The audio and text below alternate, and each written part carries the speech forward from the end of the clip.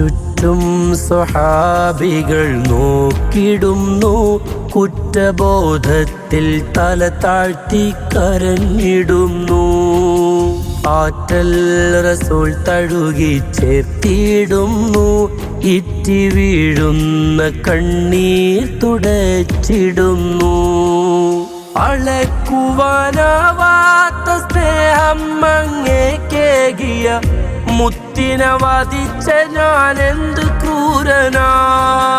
അളക്കുവാനാവാത്ത സ്നേഹം അങ്ങേക്കേകിയ മുത്തിനെ വധിച്ച ഞാൻ എന്ത് ക്രൂരനാ.